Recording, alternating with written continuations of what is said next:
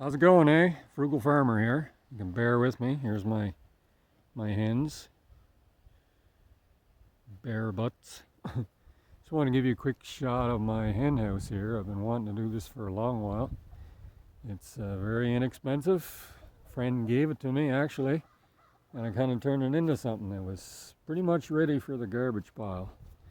Maybe get back here and give you a little, well, the sun's in the way here, but give you a shot of it. On the end, I made a Dutch door for it here. Don't know why, just thought it was a good idea at the time. Anyway, what I want to show you is what I did on the inside.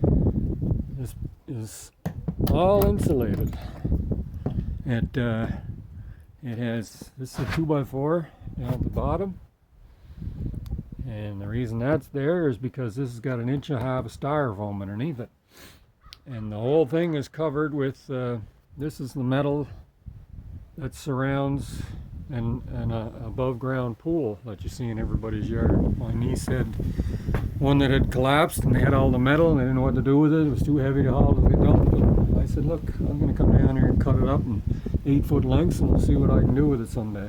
So this is what I did with it. This building's all 2x4 construction. It was just an old generator building or something a friend had made for himself, and another guy borrowed it and used it for building to work at his oysters in out in the water. And anyway, I got it was pretty much ready for the dump or to burn. Anyway, I fixed it up. I insulated the inside with our R12 pink insulation, and again the foam on the floor. I started off on the floor and as you can see, I bent it in a metal brake I borrowed from another friend, and it's bent up on the ends, on the sides, and it all fits right in the bottom, and it was nailed down with some longer, I think these were siding nails that I used here. And you know, it's a double or triple run of silicone down the middle, so this is all sealed tight. And then the sides went on and did the same thing with them. Bent them in metal brake.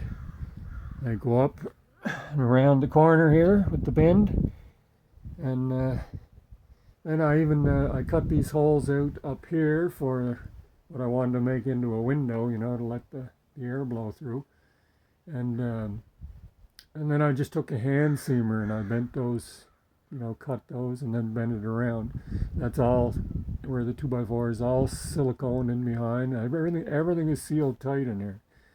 And then the upper area is the same thing, you know. I put it in, you can see it's bent.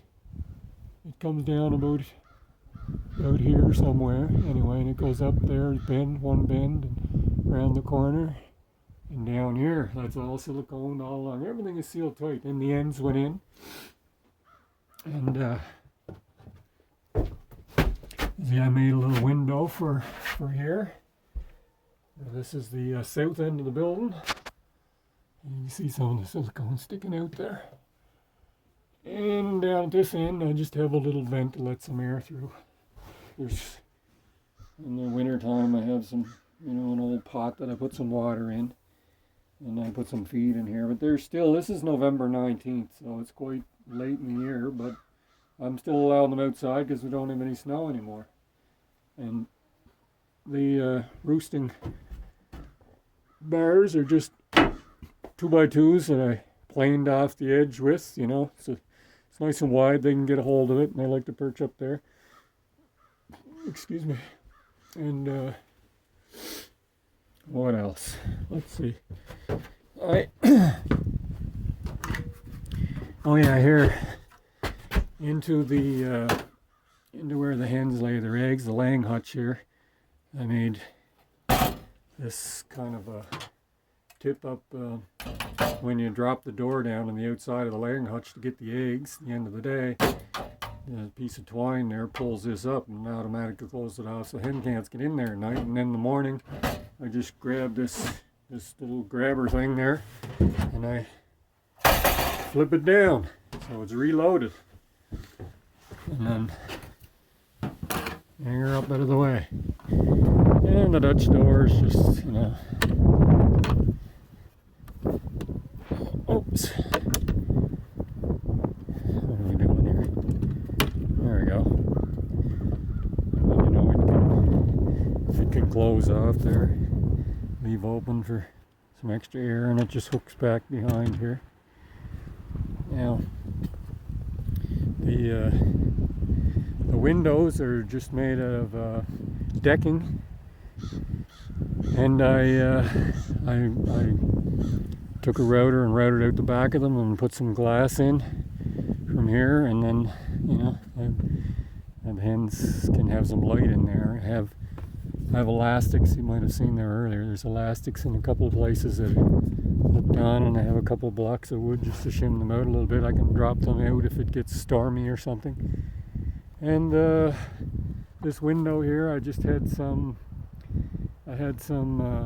old picture frames and glass, and I wondered what I'd do with it, and I said, oh, I'll make a window. So no set plan or anything, I just had a good idea how to make a window, so I made an old window, and, you know, the old putting glass points in to hold it, and window putty and stuff. That's what I did. There's the other window here, same thing, you can see, just held out with some little blocks to keep it ventilated.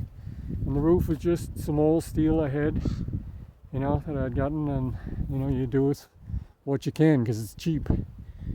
I plan to maybe put some silver paint on it eventually, but I didn't get to it this year. The chicken door, that's I just ordered that on I don't know, it was eBay or Amazon. It was $34, something like that.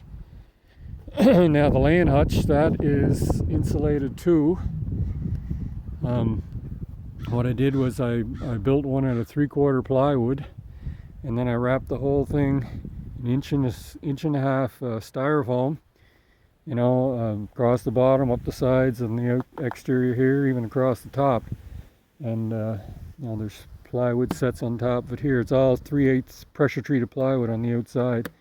It's all put together on it. So here, now you open up the hutch right there. As soon as I open it, you can tell, see, that's 1.5 inches thick there.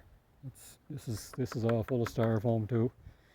And when I open it like that, that's boom, it's set for the night. It's closed up. So, and it closes like a car door. You can see I got it all tapered, and I made it tight as I possibly could so the air wouldn't get in. You can see across the bottom here and everything, so the wind couldn't get through in the winter, make them cold. And I mean, the building was in rough shape.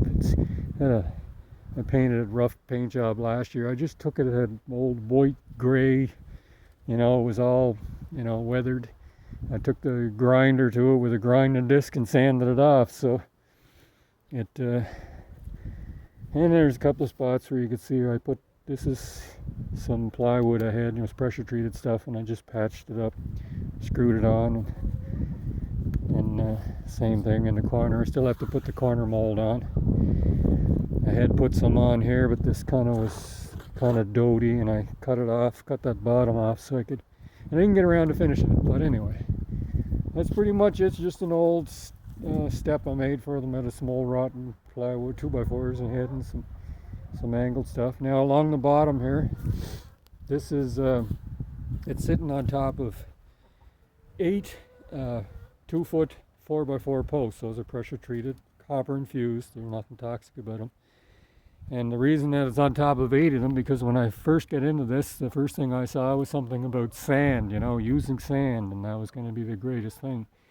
And so I thought it better be able to support it all, because the building, when I'd got at the bottom, was rotten and everything. I just cut 6 inches out the bottom, to the chagrin of my friend. He's, oh no, you have to have it taller so you can get in. I said, I don't care, the hens aren't going to bump their head, so I'm not worried.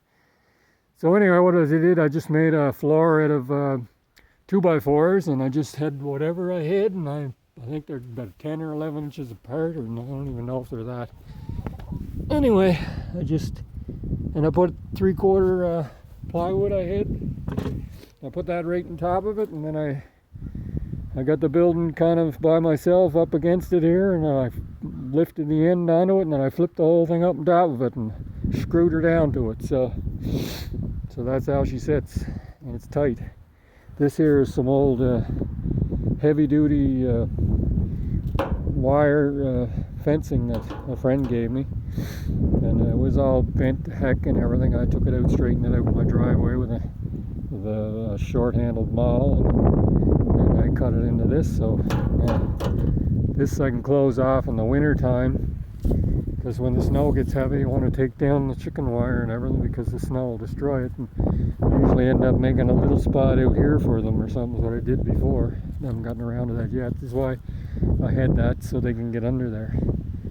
And my feeding system here, it's just something I made up. I drag it out, put the feed in there, and give it a toss underneath. Usually goes under better with both hands. I toss it under, and that's where they're out of the rain. And I have anchors I put on top of it here. I just made these myself. I cut some round holes out of the end of a barrel, and made them into kind of a spiral so it would drill a hole, and I welded on some rebar, and then I drilled them at all four corners so it can't blow over, and rowdy uncles can't come and knock it over because they think it's funny. And again, this is another watering system I made up. It's just some 1.5 or 2 inch, I forget what it is anyway, and it just has those water feeding cups in there, a quick connect, and some old hose that runs along here, all the way over here, up here just to a bucket. That's all it is, just a bucket, and it's gravity fed. So there you go, there you have it, my hen house.